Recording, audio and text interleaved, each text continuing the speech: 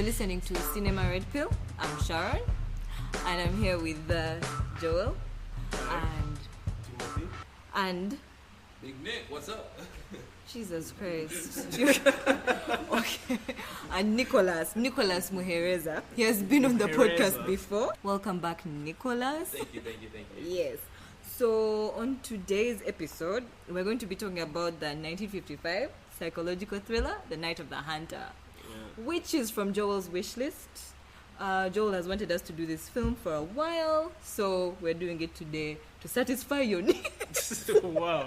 You're putting all this on me. All of it. This is Joel's pick. I hope you hate it. Well, Nicholas loves it too. Yes, Nicholas likes it too. In fact, Nicholas introduced it to me. Okay. Yeah. That's it, right? We like the movie. We're going to talk about it. We like doing classic films from time to time. But let me introduce the film. It's directed by Charles Laughton. Yes. He was a great actor, and then this is the film he directed, and it's the only film that he directed. And he never did another film again. There's many reasons cited for that. They say, first of all, it was very badly received by both the audience and the critics, and it did very badly at the box office. So they say that really killed his enthusiasm to do another film. But over the years, it's been well received and is considered to be one of the greatest films made in American film history. Yeah. So going straight to the point, I'm going to give the premise, and I'm going to give the entire premise, like all the story, because this is a classic film, and if you're listening, you must have watched it. If you have not, maybe know the story and enjoy listening to us talk about it, because there's many interesting themes in the film. Yeah. And so set in the 1930s, the film starts by following the Reverend Harry Powell, played by Robert Mitchum. He's a popular actor, a noir actor of the 50s and 60s. And this reverend is talking to God about the women he kills, specifically widows. He seduces, kills, and takes their money. Mm-hmm. So the reverend is put in prison for stealing a car, and his cellmate happens to be a thief who stole $10,000 and hid it. The thief is executed, the reverend is released, and he goes to the widow of the cellmate. He marries the widow under the guise that he was a former prison preacher, but preacher has two kids, John and Pearl. John is onto him and can sense that he's after the money. His mother doesn't, and neither does the little girl Pearl. Eventually, he kills that wife of his, their mother, and the kids go on a run because the money is hidden in Pearl's little bag. And they're rescued by a lady called Rachel Cooper, a woman who takes in orphans, and she helps them escape from the reverend. That is the story from beginning to end. And of course, I've simplified a lot of things. We're going to build up on them.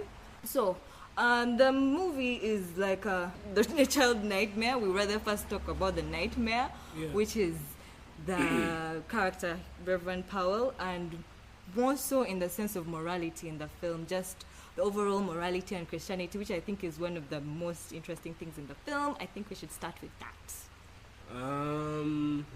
Okay. I'm just going to call Powell Mitchum for the rest of okay. Yeah, because I can't. Not really... Reverend.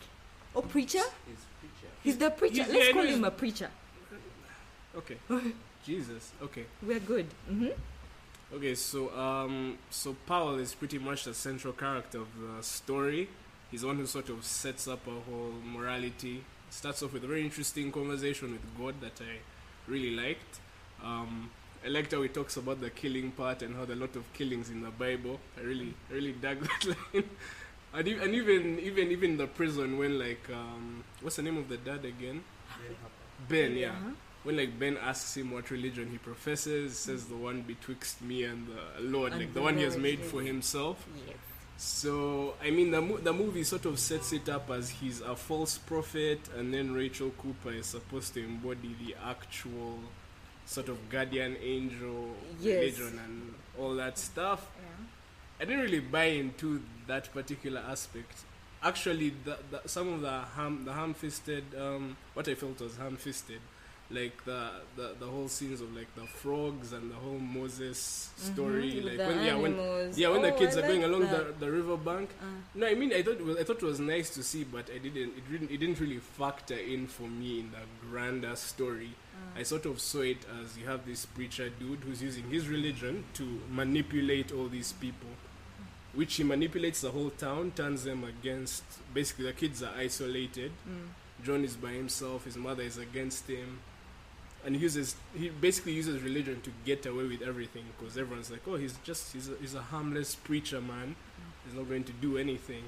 So like how religion can be used to basically con people and like make them believe, like easily trust you, like he's a preacher. Or just trust him easily was a running theme. And I guess you get so disassociated, then you meet Rachel Cooper at the end, who helps the children. She's, I think, the only adult character that's both sensible and actually, one of the more good-natured characters. I'm going to digress a little bit. It's okay. The first time I was here, I think it wasn't the first time, I don't know. Me and Sharon, we spoke about another movie. It was the Ingmar Bergman movie. Yes, you there's a remember? whole episode on Ingmar Bergman. Yeah, and it covered a lot of religious themes as well. I'm so glad we're doing this movie too, because this is where I'm at. Fun fact, Big Nick is a staunch Christian. So I am very excited to talk about this movie. I'll get right into it. The preacher was a fantastic character to me. He was a stoic lesson in villainy for any cinephile out there. Sometimes one of the biggest problems a lot of contemporary films have is villains, and I think this is like a masterclass in villainy. Why I admired that they insisted in consistently referring to him as the preacher is because this was the method of his villain, how he exerted himself in his hunt. It's called the Night of the Hunter. We may as well go with that. He constantly combated people to his cause.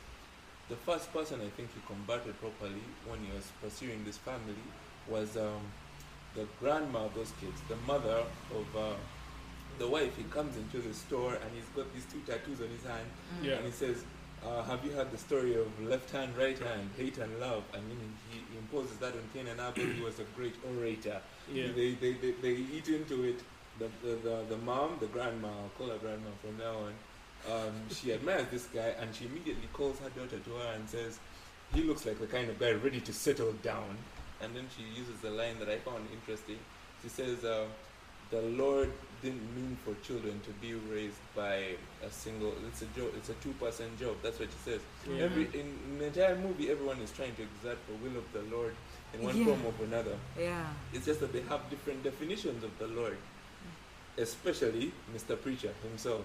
So the preacher combats her, and I found it also interesting that the mother didn't care why he had just gotten out of prison either. You see, that's his preacher powers in work. Anyway. He's under the guise that he was a preacher in prison, but he was preaching in prison, not as an inmate. He made it sound like he took Ben's confession. Yes, before like he that. died. Oh yeah, fantastic. You can see this guy's deceit. It was a brilliant tapestry. Anyway, his next combat is the wife, the widow, and it's. I think there's one of the more powerful scenes in that movie is when they're wed, and they're in the marital bed, right? Yeah. Yes. It's the time is she wishes to consummate the marriage, but he rejects her. Yes. Simply put, well, not simply put, he was very It's brutal very about adamant, it. yeah. The next scene you see her and she's preaching to the rest of the Yeah, neighborhood. how she's found salvation. Yeah, like how she found salvation and how he had prayed on her guilt, What I want to talk about right now is just that position, the title of the man, the preacher, right? That's what his position was. What I loved so much was towards the end, the one person he couldn't combat was, what's her name? Rachel Cooper. Rachel Cooper. He comes up to her, and I think the most famous screenshot of that movie is with him, his hand on like the post of the stairwell, and has hate, right? Yeah. There's love, I think. It actually had love. Yeah. Right hand. Yeah. Even more subtext. Yeah, because Anyway, she was love, yeah. because just before he showed up, she was talking to her daughter. Oh, I forgot one more conversion. Ruby was a convert. She met him in the town center, and she kind of fell for him, teenage girl fantasies or whatever. And as he was walking away from her after he had gotten his information and walked away, she said a very powerful thing. She says, "I've done a bad thing." Guilt, right? Then she goes home to confess to her mother and her adopted mother, and says, "I met a guy, whatever." And then her mother says to her, "You were just looking for love where you didn't have any. I'm so lucky I found love in you children, because I lost my love before. Her son had died." It was a very brief exposition. Why I'm so interested in her character being centered in love is because when he shows up, that's what that character had that the other previous converts didn't, that prevented her from being converted. That's what I believe anyway. Because when he says, okay, you want to hear left hand, right hand, she quickly diverts his story, says, "Why are you here?" Right? It was very severe. And then when the boy comes and says, "That's not my father," she says, "No, he ain't, and he ain't no preacher either." Yeah. Fuck yes. Okay, sorry, yes. Okay, Timothy, first give me your thoughts on Reverend Preacher Powell, the preacher, and his morality and Christianity, all his. I know Nick has exhausted that. He has set you up very well, I think. And the thing is, I think I'd seen the character more like Joel had. I think I didn't embrace him as much as Nick has probably really examined him, but I really see him as more of a sheep. A wolf in sheepskin. Sheepskin, and then this other old lady, what's her name again? Rachel Cooper, yeah. Being more of like this guardian angel thing. So I kind of saw this story was more of like a battle between good and evil, basically. Yeah. These two, that's the way I'd seen the story. But the way Nick really breaks down the whole psyche of the preacher and everything is quite enlightening. Yeah, actually. I think the only thing I would say is, the right hand and left hand love and hate thing is, I think, iconic. I don't know if everyone else gets it from here, because it's used in Do the Right Thing too. The character has the love and hate thing, which is there. And I think his character is really exaggerated. Like, his hate is so out there, and the way the movie presents him is almost a tad supernatural. Like, he's a super huge force of evil, which is really fascinating. Yeah, because you reminded me now of because when he gets arrested at this burlesque show. Yeah. He's like watching this woman strip down, and he stares at the hate. Yeah. And I read, at first I just see like, oh, the hate trembling hand, and that's all I saw. But then I saw while I was like reading up, apparently the director sort of meant, because when he puts the hate hand in the pocket, and then like the switchblade like pokes out through his trousers. That's apparently like a weird erection of sorts, because he sort of conflates like lust and hate are like one thing for him. So even when you were describing the whole, once they are married on the honeymoon, like the way he responds to like lust to begin with, it's just hateful. Yeah, such a violent response. Of all people would bring up about what? What? I missed that. Something I thought you would bring up was this guy's obvious sexual repression. Oh yeah, I have that somewhere else.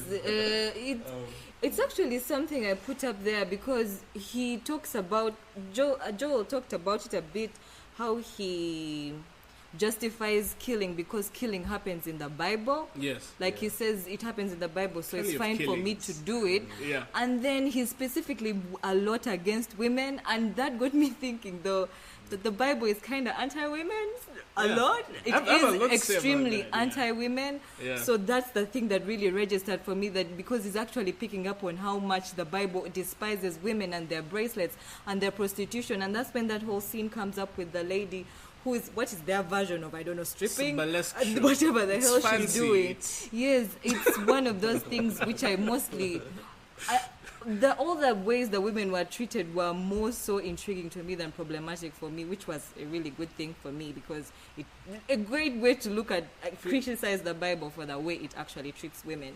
Now let's get to the good characters, especially the kids. You're about to bring up Pearl, who is below innocence. She's full on stupid, but she's really young. But especially John, because I think the first section of the movie concentrates on Mitchum, Yes. the preacher. Then the second, really, when they run away and there are 2 kids on the run, it's a lot about John. And Yes. John is a pivotal character in this film. True. So I think we should talk about John. I would want to first say how everybody betrays him. Like, you talked about it in terms of how the preacher manipulates everybody. Yeah. You can also read it how everybody betrays John. His mother betrays him. There's his uncle Buddy, who is on the boat, Yeah. who is supposed to save him, and you actually think that man will save him at some point, but he betrays him and he's drunk that day.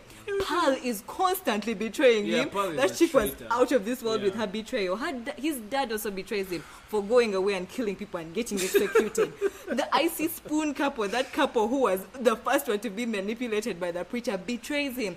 And I liked it when he finally meets Rachel Cooper and he's actually scared that the adult is also going to betray him, Yes. and she doesn't. It was a great, great moment. So I think let's talk about those good, especially Little John and Rachel Cooper. Just the good of this. We've talked a lot about the evil, just the good characters and how they were in the film.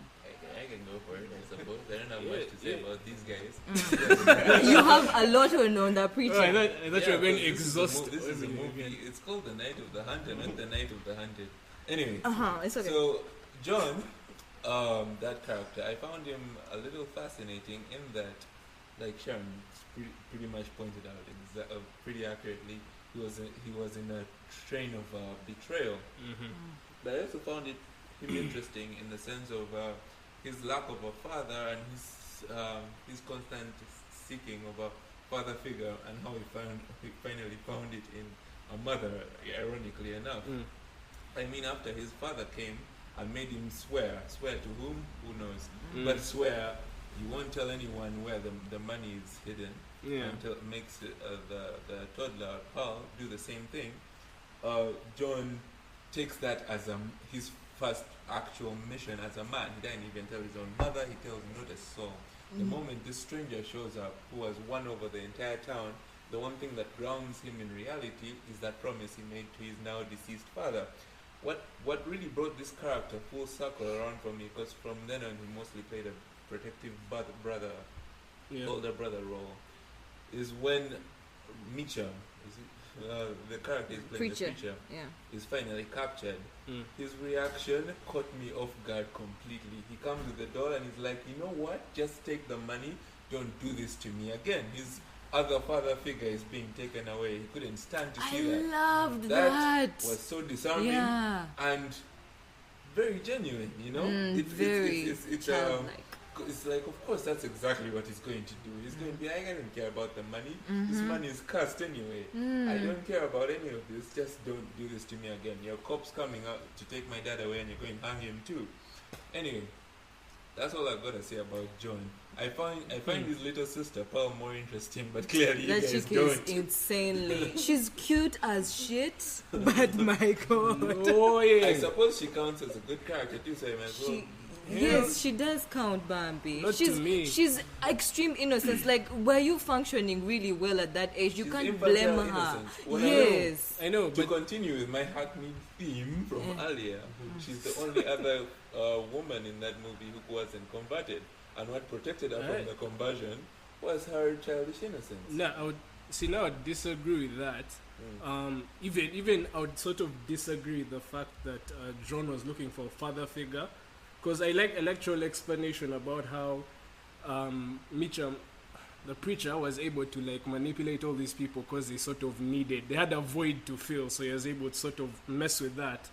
But I think John was already pretty solid in the fact that, okay, my dad has died, he has given me this responsibility, take care of my sister, keep this money hidden. So he's already sort of feeling that patriarchal role in his family. I thought he was already very sure of like who he was and what he needed to do. Whereas Paul was doting after the preacher so hard. Even after he tried to like wring her arm and like chase him all over the river, when he shows up at Rachel Cooper's house, Paul runs to him and hugs him. So I thought it was, So we go into the film style, the film is in black and white. Hit it, Timothy. Tell us. Light, dark, night, noir, everything. I talk about the art direction. Yes. Art direction The and camera work. Yeah, the film Like, start style. there. Style. And okay, the thing is, I think they call this film a film now, right? I really don't. I see thought it you like- I disagree don't with see- that. no, I disagree with that. I But don't- many they call it people a do. film noir? It's Yeah. it's it's It's people like noir. disagreeing with the Yeah. noirness. It 'Cause just has similarities, to noir. exactly. Yeah. But then I think the reason why I like it probably is just okay, from a very, should I say, academic point of view, because I've read about this film a lot Mhm. before I watched it, and it's one of those films that always stands out, and just like the influences that I'd seen them speaking about, the whole German expressionism. Yeah. That's really what I like the most about the film, because Yeah. when I I've watched some of these old movies that they say it's like it too, like so there was Ferratu, like there's that scene when there's like his shadow in the window Yeah. when he's standing outside, like that's very very much from Nosferatu. Again, you're saying that art direction and all that. There's Yeah. that whole, I don't know if you've seen it, Nick, the cabinet of Dr. Caligari. Yeah. Yeah, it has that whole vibe. It like has that. that, You yeah. can clearly see it, and that's kind of the stuff I like picking up on. Another thing about it is, I've watched M. It's a Fritzland movie. M. I feel it's very, I've heard of it very very much, yeah. similar. I feel it's probably M is an older version of Night of the Heart, because it also involves like a child. And again, the director was saying the main theme of all that was just trying to. He was trying to say that the film was basically trying to help parents take better care of their kids, because they are really these vulnerable, hopeless individuals. And I felt, because I like M a lot, and I also watched this film, I felt there are a lot of similarities. Because even in M, there's this whole, like the villain, we don't see him until the very end, but they keep using this whistling thing he does and identify him. Like he won't be in the frame, but from his whistling, you know he's somewhere. That's in near- M. Yeah. In M, but now Okay. here they use that song that he Yeah. leaning on. Yeah, that's Leaning. kind of like his tune. That whenever he sings it, you kind of Dig that. Yeah. That was a very good thing they Yeah, did pick with that. that song at the Yeah, end. so- I think I want to talk about the music. Yeah, we'll go into it next, That's yeah. mainly my angle, just the influences of German expressionism on the film from a very Yeah. So, German expressionism, in my very little understanding, is they're very exaggerated in terms of how they present, say, emotions, which, correct me if I'm wrong, is how they are very, sometimes deliberately showing darkness whenever the preacher shows up, Silhouetted. and some sort of light whenever there's the love versus Yeah, the hate. They're definitely. very elaborate about the love versus the hate, Yeah. which I think is pretty cool. Also, in this section, could we talk about the dialogue? How weird is that dialogue? Before then, yeah. Yeah, so we also We're talk about still on art style. direction, Yes. Okay, cool. Yeah. Yeah, I think actually that's my biggest draw to the film, actually, even more than the story, is the art direction. What I really appreciate is the artificial sets, especially. Like that whole riverbank sequence, I really dig. It has a really, just the backlighting of the background and everything has a really dreamy-like feel. Then for me, my favorite shot is when John and Paul are like sleeping in the barn. Then you have like Mitchum like silhouetted with his horse on the hill singing that haunting song.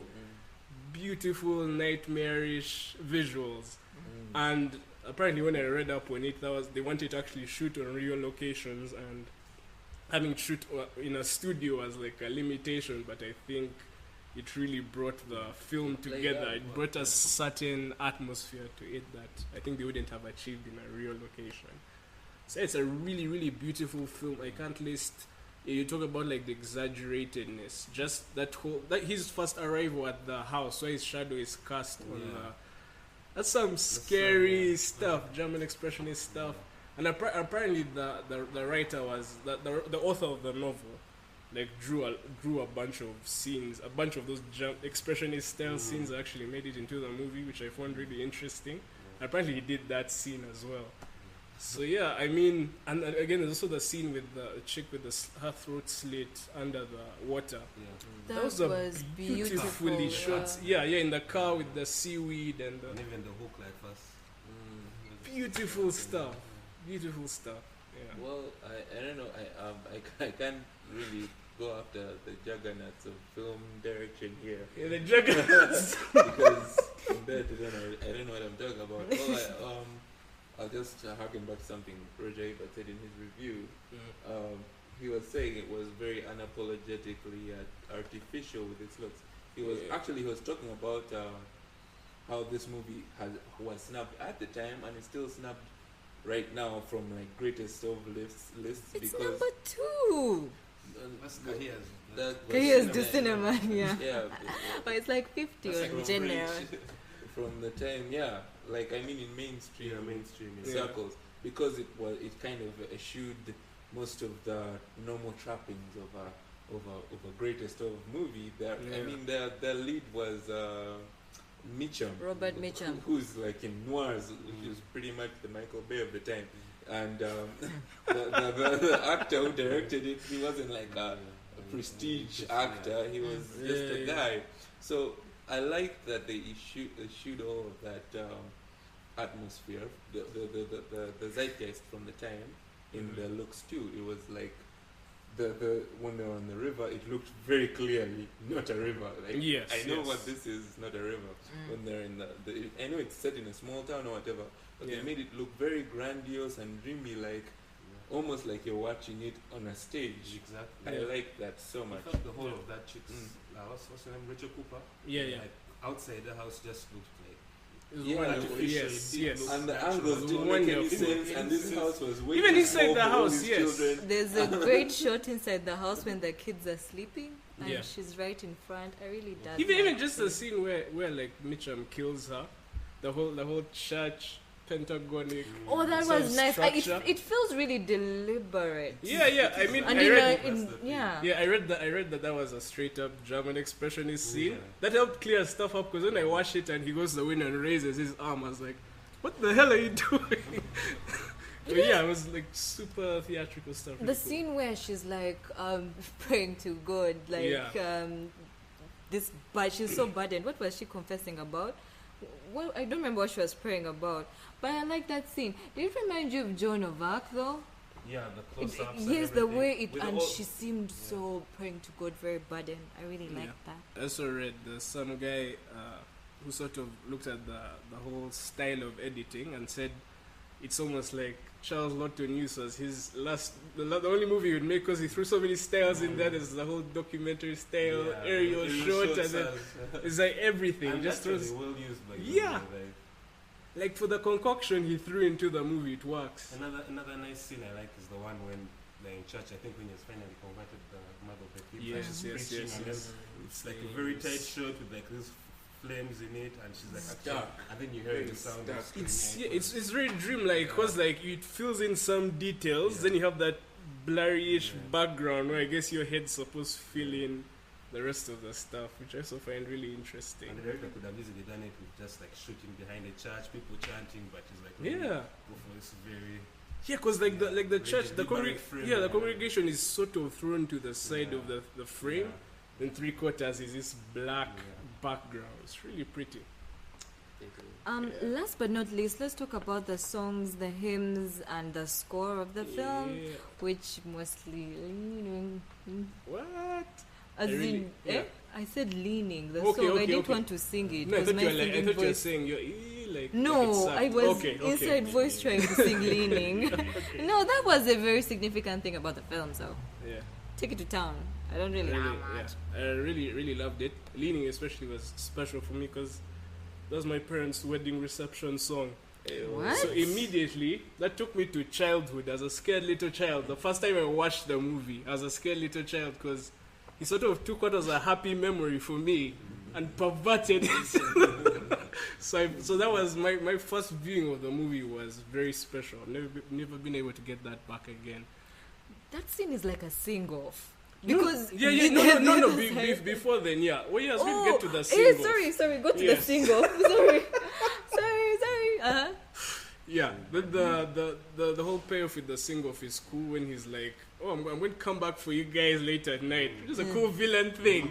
It's like, "I'll be back at night." So he sort of hangs around, starts singing the leaning song. Then him and Cooper sort of have a weird sing-off, and it's also going back to the whole using religion for different things thing. I think that scene really encapsulates it. Okay. And I like how I like how he just simply says leaning and she says leaning on Jesus. That's a very, very nice touch. That was really good. Beautiful scene. Yeah. What of the score itself, the heavy, like, I that love it. exaggerated, evil love it. has come and you must know evil has come. I love it. It was very classic. Yeah, it reminded me of Classical It's stuff. it's what Yeah. they did those days, right? Yeah. it reminded me of Cape Fear. Which pretty Which much he used also the same, studied. yeah, which also Which he also studied, studied. yeah, which I loved him in that as well. So Played off a lot. He was actually in the second one, the Scorsese one, but he had like a different role. I don't remember. yeah, I'll yeah, probably yeah, have to he go watch was, and yeah, look he for had him. There's a scene where the little girl sings, but it doesn't sound like her voice. Do you remember when they're on Yeah, I the remember boat, when that, they're yeah. crossing Party. over? yeah, that also sounded iffy to me.